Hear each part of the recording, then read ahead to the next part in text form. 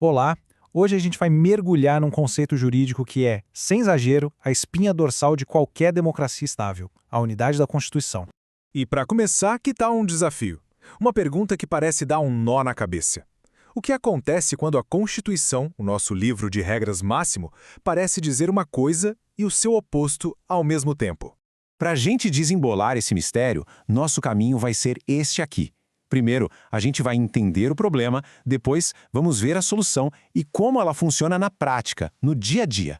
Beleza, então, vamos entrar de cabeça nisso e olhar para alguns exemplos reais, alguns conflitos que parecem impossíveis, mas que estão lá, escritos na nossa Constituição.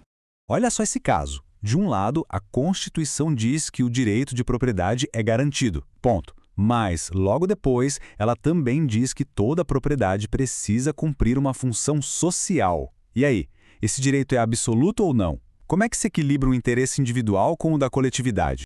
E a mesma coisa acontece aqui. A liberdade de expressão é livre, garantida, mas ao mesmo tempo a nossa intimidade e a vida privada são invioláveis. Essa é uma tensão que a gente vive todo dia, né, entre o direito de se expressar e o de proteger a vida pessoal. Onde que a gente traça essa linha? E tem mais um terceiro quebra-cabeça. Nós temos a liberdade de ir e vir para onde quisermos. Mas o Estado também tem o dever de garantir a segurança de todo mundo. Isso quer dizer que, às vezes, para proteger o todo, a liberdade de uma pessoa pode, sim, ser limitada.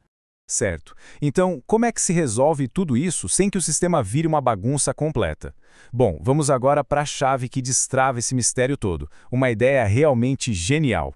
A solução é essa ideia superpoderosa chamada princípio da unidade. O que ela diz é bem simples. A gente não deve olhar para a Constituição como um amontoado de regras soltas, mas sim como um organismo único, um sistema vivo e coerente. Ou seja, a ideia não é uma briga de ou um ou outro, onde um direito tem que destruir o outro para vencer. Não. A escolha é sempre pela harmonização, por encontrar um jeito de fazer com que eles convivam em paz. E sabe, esse princípio se apoia em 4 pilares. O primeiro é a coerência. A gente parte do ponto que o conflito é só aparente. O segundo é a harmonização. O objetivo é fazer as normas coexistirem, não eliminar uma delas. O terceiro é a integração, porque uma regra só faz sentido dentro do todo. E o quarto é a evitação. A gente presume que sempre existe uma solução, porque contradições de verdade são raríssimas. Ok, a teoria está clara, né? Agora o mais legal, vamos ver como essa ideia funciona na prática, resolvendo casos do mundo real. Pensa assim, a interpretação é um caminho de 4 passos.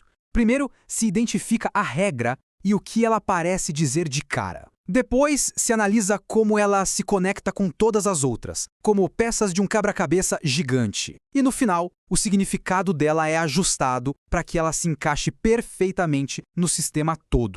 E olha que interessante a consequência disso. Todo direito vem acompanhado de um dever. Por exemplo, o direito à liberdade de expressão é harmonizado com o dever da responsabilidade por aquilo que se fala. É isso, liberdade e responsabilidade sempre de mãos dadas. E tem mais, princípios maiores, como o da dignidade da pessoa humana, funcionam como um farol, sabe? Eles iluminam o caminho. A regra que proíbe a tortura, por exemplo, não é só sobre tortura física. Ela é interpretada de forma ampla para incluir qualquer tratamento degradante, justamente por causa desse princípio maior. Mas calma lá, esse princípio não é uma fórmula mágica que resolve tudo sem critério. Ele tem limites muito importantes, que servem para garantir a justiça e proteger o que a gente tem de mais fundamental. São basicamente 4 grandes guardiões. Primeiro, o princípio não resolve contradições reais, aquelas que não têm solução, mas isso é muito raro. Segundo, ele sempre exige uma ponderação cuidadosa.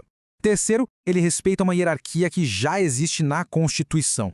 E por fim, o mais importante de todos, qualquer restrição a um direito precisa ser proporcional.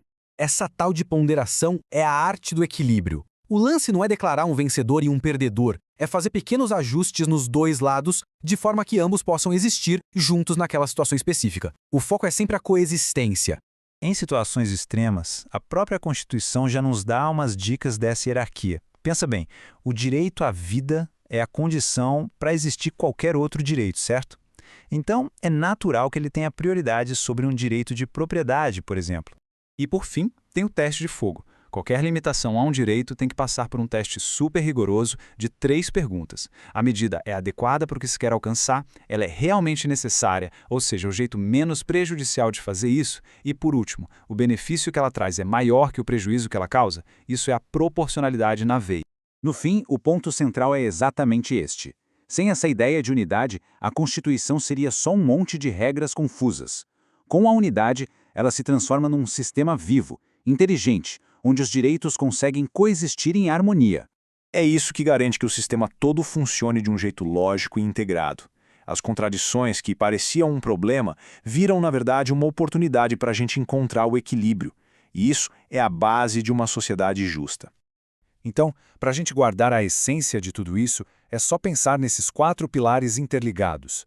Coerência, para enxergar a lógica, harmonização, para fazer conviver, integração, para entender o todo e, claro, o equilíbrio como objetivo final. E tudo isso nos leva a uma última pergunta, uma reflexão para a gente levar daqui. Se a Constituição foi desenhada para ser esse sistema em constante equilíbrio, qual é o nosso papel, de cada um de nós, para ajudar a manter essa balança funcionando no dia a dia?